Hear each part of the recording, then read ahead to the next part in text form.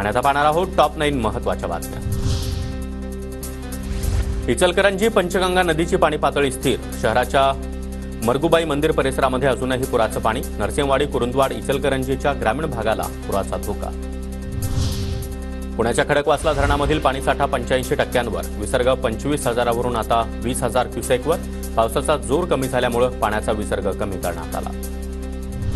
पुण्यामध्ये पुराच्या पाण्यामुळे 7 रोगांचा प्रसार। विविध आजारांचा धोका वाढला। आरोग्य विभागाकडून उपाययोजना हाती।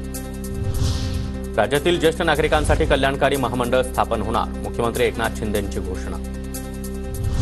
सेट परीक्षेच्या निकालाचा मार्ग मोकळा। वरिष्ठ महाविद्यालयामध्ये सहाय्यक प्राध्यापक पदासाठी आवश्यक सेटसाठी सामाजिक आणि शैक्षणिकदृष्ट्या मागास आरक्षण लागू। राज्यातील बाईक टॅक्सीसाठीची नियमावली परिवहन विभागाकडून राज्य सरकारला सादर। येत्या 1.5 महिन्यामध्ये बाईक टॅक्सी सुरू होणार। फॉरेन्सिक तपासणीसाठी आता 254 वाहनं आणि 2,200 तज्ज्ञ। 1,372 कोटींच्या तरतुदीला मंजुरी। 21 वाहनांची लवकरच खरेदी होणार।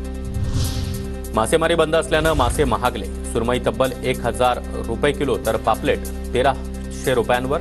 मासे स्वस्त होण्यासाठी आणखी 15 दिवस वाट पाहावी लागणार।